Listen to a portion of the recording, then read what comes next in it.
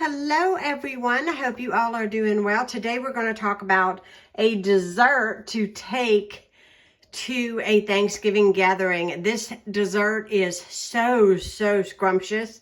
It is so delicious and it comes out beautifully every time. You can make it in a disposable pan or you can make it in one of your 9x13 glass or metal pans, whatever you prefer. I love this cake. It is so good. I have all my ingredients laid out except for my walnuts. I am going to add chopped walnuts to this. However, if you do not like nuts or if somebody is allergic, you can simply just leave them out. So the first thing you're going to need is you're going to need some pumpkin puree. I'm using the canned version. You're going to need a little salt. In this container here, I've got my baking soda. I've got some cinnamon. My cinnamon comes from Costco. And when I run out of this, I'm going to cry because I find that this is the best tasting cinnamon that I have ever purchased. I absolutely love it. In this bin back here, I've got some sugar. I've got some vegetable oil right here. And then in this big canister over here, I have my all-purpose flour. Now, you do not need a kitchen aid. You can mix this by hand, but I'm just going to take the easy route, throw all my ingredients into my kitchen aid, use my whisk attachment. You're also going to need 4 eggs. So I need to get those out of the refrigerator, and we will start baking up this cake. So we are going to mix in all of our wet ingredients first. So we're going to crack in here 4 eggs.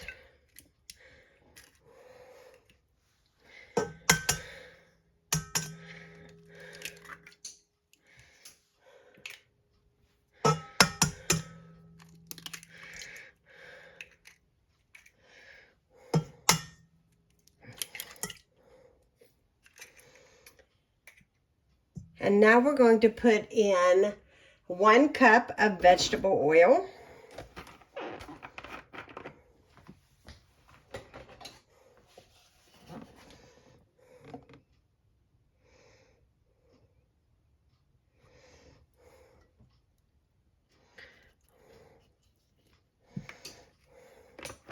Opener, and we're going to open up a can of pumpkin puree, and this is 15 ounces of pumpkin puree. There is nothing better than pumpkin. I absolutely love anything and everything pumpkin. So I always buy a couple extra cans of pumpkin and have it on my shelf because sometimes, even when it's not fall, I enjoy something pumpkin. And allow this mixture to combine. Now that our mixture is combined, we're going to add in 1 2/3 cup of sugar to this recipe.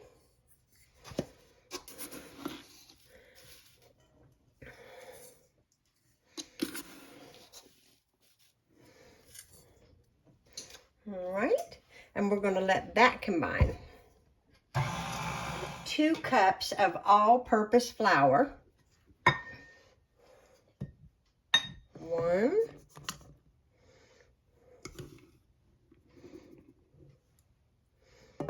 2, and we want to let that combine. Got my baking soda here, and we want to add 1 tablespoon of baking soda to this. Now, some people would sift their baking soda in with their flour. I don't ever bother to do that, and it seems to always come out good. I'm going to add a little bit of cinnamon to this. It asked for a teaspoon, but I always add just a wee little bit more. We're also going to add in a teaspoon of salt to this. I'm going to throw that in. And we're going to combine all of this. while this is combining, I'm going to get my 9x13 out and go ahead and spray it with some non-stick cooking spray.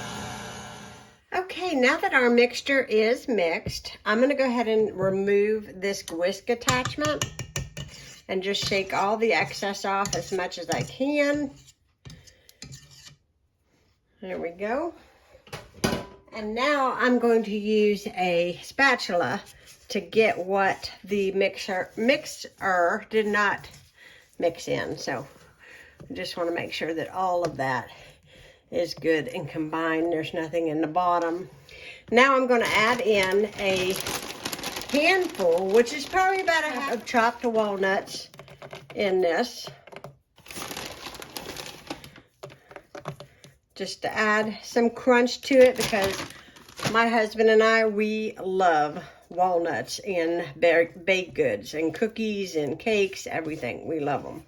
So now that we have that, I'm gonna move the camera over just a hair. As you can see here, I've got my 9x13, and I'm just going to pour in my cake mixture right into the pan. And just spread it evenly in your pan. I always take my finger and get the excess off so we don't waste anything. Now, while this is in my oven, I will put away all these ingredients and wash the few dishes that I made up. And this will bake for 30 minutes in a 350-degree oven until a toothpick inserted in the center comes out clean. And I'm going to tell you, when you bake this, it smells like fall. So I highly suggest you guys try to make this cake, because it smells so phenomenal when you bake it. There is my cake out of the oven. It took exactly 30 minutes to bake. My house smells so good.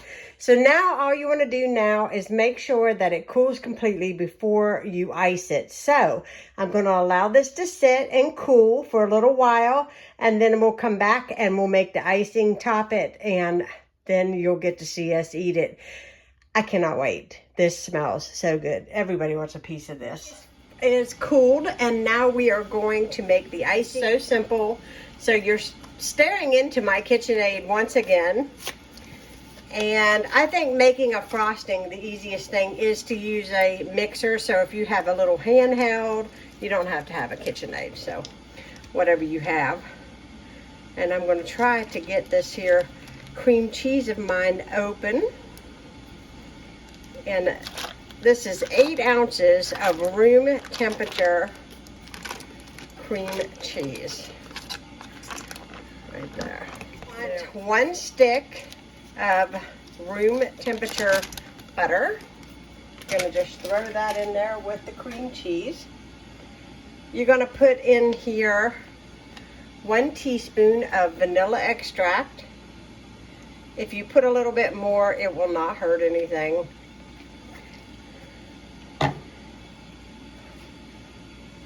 Then you are going to add in 2 cups of powdered sugar. Another half.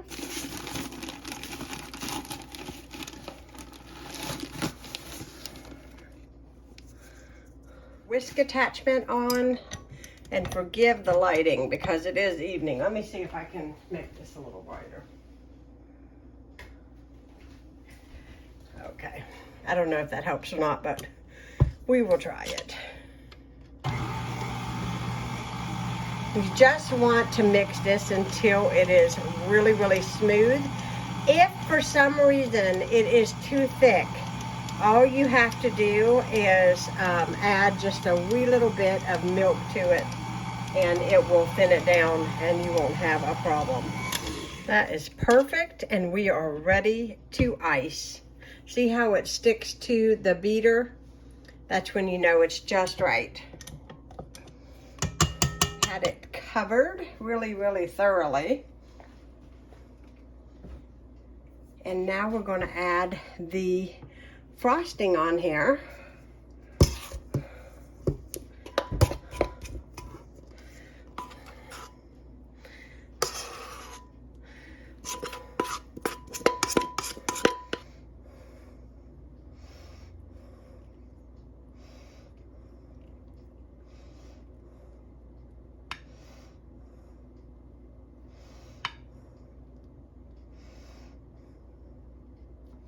Top with a few more walnuts on the top just to make it look pretty. Just here and there. That is our dessert, and when we cut into this evening, I will show you and get our reaction. It is cake time.